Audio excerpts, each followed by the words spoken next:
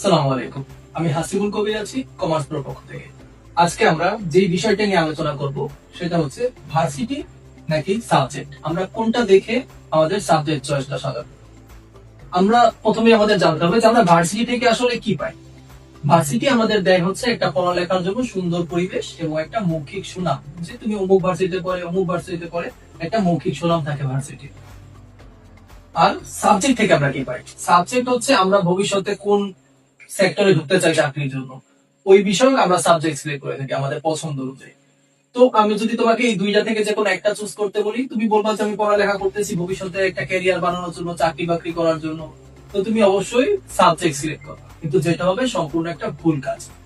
কারণ কি, ধরলাম যে তুমি একটা ভালো সাবজেক্ট নিয়ে পড়াশোনা করতেছো, এর ফিউচার অনেক ব্রাইট, কিন্তু তুমি যে ভার্সিটিতে ভর্তি হয়েছো সেই ভার্সিটির পরিবেশ ভালো না, সেখানে তোমার খাওয়া দাওয়ায় সমস্যা হচ্ছে, থাকায় সমস্যা হচ্ছে, সেখানে পানি ভালো না, বা পরিবেশ বেশি গরম বেশি ঠান্ডার কারণে তুমি অসুস্থ হয়ে যাচ্ছ।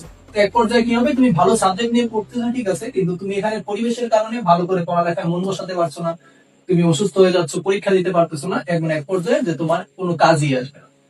তো এখানে তোমার করতে কি হবে, তোমার একটা ভালো মোটামুটি ভালো ভার্সিটিও দেখতে হবে এবং একটা ভালো সাবজেক্টের দিকেও তোমার যেতে হবে।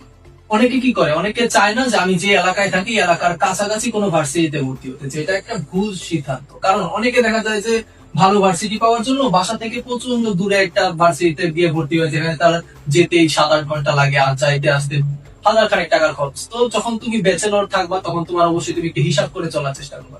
তো দেখা যাবে কি, তুমি যদি বড় কোনো বন্ধ না পাইলে তুমি বাড়ির দিকে যেতে পারবে না, কিন্তু তোমার আশেপাশে যেসব বন্ধু বান্ধব থাকবে সবাই দেখবা যে বন্ধ হলে বাড়ি চলে যাচ্ছে, কিন্তু তুমি আর বাড়ি যাচ্ছ না। তো এক পর্যায়ে কি হবে, তোমার এই জিনিসগুলো থেকে তুমি একটু ডিপ্রেসড হয়ে যাবা, পড়ালেখায় তেমন একটা মন বসবে না, তো এইসব সমস্যাগুলো হয়। তো সেক্ষেত্রে যদি তুমি বাড়ির কাছে কোনো ভার্সিটিতে ভর্তি হও, তুমি যে কোনো সময় বাড়ি যেতে পারো, তোমার বাড়িতে থেকে যাওয়া আসা করতে হবে এমন কথা নেই, তুমি ভার্সিটির আশেপাশে কোনো মেসে বন্ধুদের সাথে থাকো।